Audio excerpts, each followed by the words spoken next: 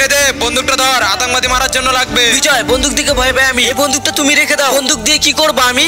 আরে সোলজার, বন্দুক দেখে ভয় পাচ্ছ তুমি? এখন যদি এই বন্দুক দিয়ে তুমি আতঙ্কবাদীদের না মারতে পারো, তাহলে ওই আতঙ্কবাদী আমাদেরকে মেরে দেবে, তখন আর কিছু করতে পারবে না তুমি। সে যখন পাবে তখন দেখা যাবে, যখন আতঙ্কবাদী হামলা করে দেবে। এখন আমাকে এই বন্দুকটা দিও না, আমার বন্দুক দিকে ভয় লাগে। আমি চললাম। সোলজার, বর্ডার গেটটা ভালো করে আটকায়ও, কারণ তুমি যে ভীতু, কোনো আতঙ্কবাদী তোমার সামনে চলে আসলে তুমি এমনিই মরে যাবে।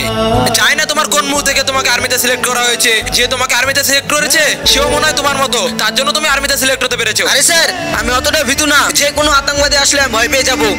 হ্যাঁ, সে তো তোর কোয়ালিটি দেখেই বোঝা যাচ্ছে। একটা বন্দুক হাতে দিয়েছি তাই তোর হাওয়া বেরিয়ে গেছে। কোনো আতঙ্কবাদী যদি তোর সামনে আসে, তোর প্যান্ট তো এমনিই ভিজে যাবে। স্যার, আমাকে নিয়ে তুমি ভালোই মজা করছো। মজা করছি না, তোকে বোঝাচ্ছি। কার ফোন আসলো? স্যারের ফোন। জাইন স্যার। আরে বিজয়, তুমি কি করছো? আমার মনে হয় 2 নম্বর বর্ডারে হামলা হয়ে গেছে, তুমি তাড়াতাড়ি চলে আসো। ঠিক আছে স্যার। আরে দেব, সামনে যে 2 নম্বর বর্ডার আছে না, ওখানে কিছু আতঙ্কবাদী ঢুকে গেছে। তো মেজা স্যার আমাদের দুজনকে ডেকেছে ওখানে যুদ্ধ করার জন্য, তাড়াতাড়ি চলো। দেখো তো সোলজার, ওখানে তুমি কতগুলো আতঙ্কবাদী দেখতে পাচ্ছ? স্যার, ওখানে তো একটা আতঙ্কবাদী দেখা যাচ্ছে। এ নাও, বন্দুক দিলাম তোমাকে, ওই আতঙ্কবাদীকে মারতে হবে তোকে।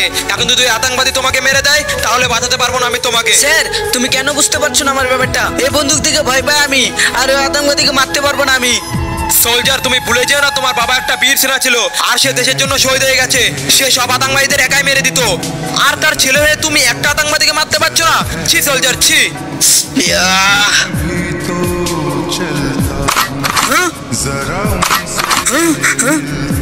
আরে বিজয়, এই বন্দুকে তো গুলি নেই।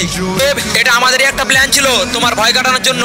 আর ও কোনো আতঙ্কবাদী না, ও আমাদেরই সাথী। বিজয়, এখন থেকে আমি ভয় পাবো না আমি, আর দেশের ওই লড়াই করে সব আতঙ্কবাদীকে মারবো আমি।